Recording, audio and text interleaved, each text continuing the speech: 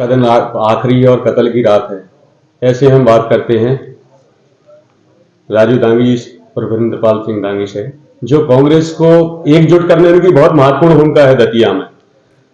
हम देखते चले आ रहे हैं, कई साल से कांग्रेस बिखरी हुई थी, लेकिन जब ये बीजेपी छोड़कर कांग्रेस में आया, कांग्रेस को एकजुट कर दिया है और जनता में कहीं ना कहीं आवाज उठ रही है आजादी की। तो किस प्रकार की आजादी की, किस प्रकार आजादी की आवश्यकता है? आपने कांग्रेस को, इतने बिखरी हुई कांग्रेस की बहुत बुरी तरीके से दतिया उसको एक कर दिया है, मकसद क्या है आपका?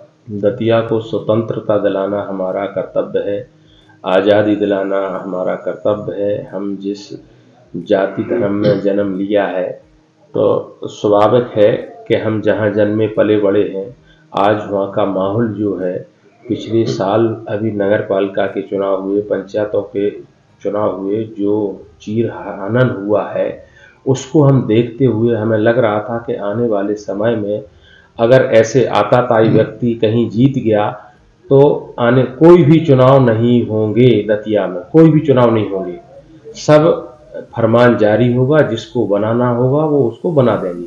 ये ईस्ट इंडिया कंपनी लूटने के लिए काम कर रही है। ये कार्यकर्ता अच्छे व्यक्ति को नहीं चुनने देते हैं, जो जनता के बीच रहे, जनता का काम करे, ऐसे व्यक्ति को नहीं चुनना चाहते हैं। ये इनकी दमनकारी नीति है, इसको हमें समाप्त करना है।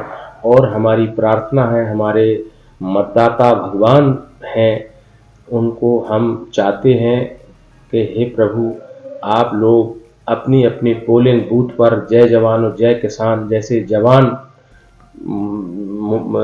बॉर्डर पर रहता है, किसान अपने खेत पर रहता है, इसी तरह से आज दोनों मिलकर और अपने पोलिंग बूथ पर डटें और मतदान ज़्यादा से ज़्यादा कराएं और नरोत्तम मिश्रा को अधिक से अधिक मतों से हराने का काम करें, तो दतिया को स्वतंत्रता और आज़ादी मिलेगी।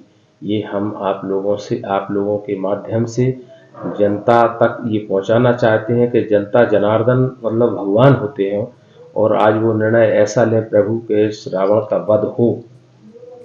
एक बात बताइए, आपने नहले पे दहला मारा, कल भाई दूज था, दूज जैसे टाइम पे भी आपने जो प्रियंका गांधी का कार्यक्रम किया, उसमें ऐसी अपार भीड़ कहाँ से निकली एकदम से बिना किसी अव्यवस्था के? ये जनता बता रही है कि हमने किसी भी ट्रैक्टर से नहीं, किसी भी बस से नहीं, किसी को कोई सिर्फ फोनों की सूचना थी कि आप लोगों को, कार्यकर्ताओं को किला चौक पर आना है। वो बहन अपने भाइयों को तिलक करने आ रही है, तिलक, कि आप तिलक करके वो इस रावण का दहन करें। और इस लोगों ने जो ताकत दिखाई, हमको भी इतनी उम्मीद नहीं थी कि इतनी भीड़। इससे 1 घंटे पहले लोग चर्चा कर रहे थे कि इतनी कुर्सी डलवा दी, इतनी कुर्सी डलवा दी, यहाँ तक भीड़ तो दिख ही नहीं रही। 25 मिनट पहले तक चर्चा हो रही थी। हाँ, हो रही थी, लेकिन हमें विश्वास था, जिस गांव से, जिस मोहल्ले से जो आवाज आ रही थी कि हम 100 लड़के लेके आ रहे हैं, हम 200 लेके आ रहे हैं, हम 100 लेके आ रहे हैं, ऐसी एक पोलिंग बूथ नहीं था जहां से हमारे लोग, कांग्रेस के क्रांतिकारी साथी जो नहीं आ रहे हैं, आज जो नोट बांट रहे हैं, शराब बांट रहे हैं, मुर्गे बांट रहे हैं, इनको सिर्फ भरोसा है ये 5 दिन बांटते हैं और 5 दिन और 5 साल लूटते हैं। इनका काम है, जनता समझ चुकी है, इनका ना पैसा काम करेगा, ना मुर्गा काम करेगा, ना दारू काम करेगी। सिर्फ और सिर्फ अगर इन्हें करना था तो ये नौजवानों को दारू और स्मोक पिलाने का काम कर रहे हैं।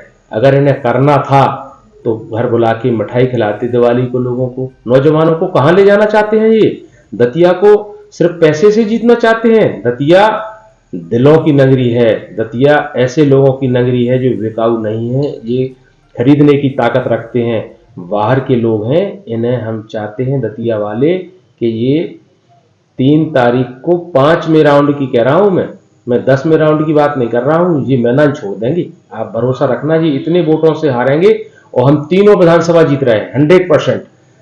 तो जहां जिसके रिश्तेदार, दोस्त, सबों से एक दूसरे से बात करके अपनी अपनी पोलिंग रखाएं, पोलिंग पर डटे रहें। इनके जो गुंडे हैं, जो दारू बेच रहे हैं, उसका सामना करें और हमें सूचित करें। अगर ऐसी कुछ बात होगी, हम 100 डाल जैसे हैं, पूरे नेता हैं आके सब खड़े होंगे। इस बार बसई से भी पूरा, बसई नहीं, मैं 257 पोलिंग की बात कर रहा हूं, मैं 257 पोलिंग की कर रहा हूं कि 257 पोलिंग जीतेंगे हम, हमें ऐसा विश्वास है। हम जहां बात कर रहे हैं, जिस लोगों से मिल रहे हैं, आत्मीयता की, हम दिल से राजनीति करते हैं। तो हमें दिलवाले लोग मिलते हैं। इनके पास सिर्फ सट्टेबाजी लोग हैं, सट्टा खिलाने वाले, जुआ खिलाने वाले, शराब बेचने वाले, रेत बेचने वाले। एक भी चेहरा ऐसा नहीं है जिस पर भरोसा कर सके लोग। हमने सत्ता से समझौता नहीं किया। दतिया के लोग हैं हमने स्वाभिमान से जीना सीखा है। हम सत्ता में थे इसके 2.5 महीने पहले तक, लेकिन हमने नरोत्तम मिश्रा का 2008 से ही उनकी बातों का विरोध किया। क्यों? कि वो कहते थे कि राजनीति दिमाग से होती है, दिल से नहीं। हमने कहा हम करेंगे तो दिल से ही करेंगे, तो और दिल से करते रहेंगे, और लोगों का भरोसा है ऐसा, हम उस भरोसे को जीवन भर कायम रखेंगे। हम जिसको जो जवान दे रहे हैं वो अब जब तक जिंदा रहेंगे हम उसका पालन करेंगे। लेकिन व्यापारियों वगैरह में एक भय है, क्योंकि छोटे छोटे 1.25 साल में ही परेशान हो गए थे लोग, व्यापारी वर्ग, उनके पास तमाम प्रकार के फोन जाने लगे थे। वो स्थिति तो नहीं आएगी अब। वो सिर्फ कहते हैं कि परेशानी आई थी।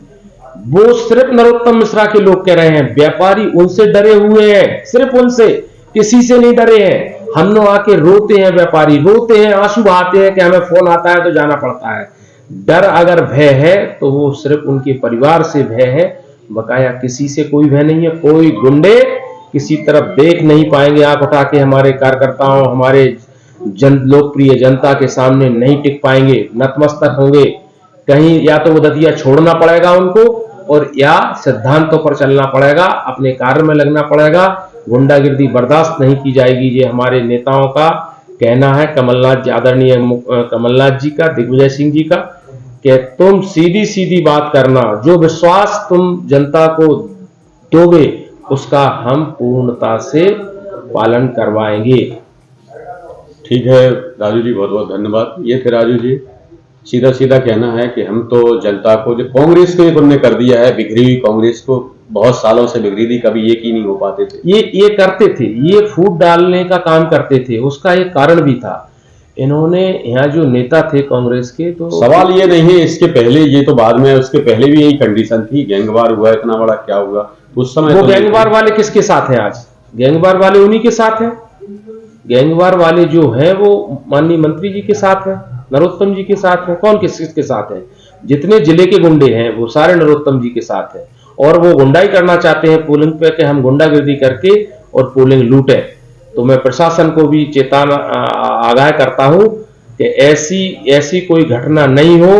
ईंट का जवाब पत्थर से दिया जाएगा। अगर गुंडे गुंडाई से बात करेंगे तो हमारे पास जनता इतनी है कि एक गुंडे पर 20-20 चढ़ जाएगी जनता।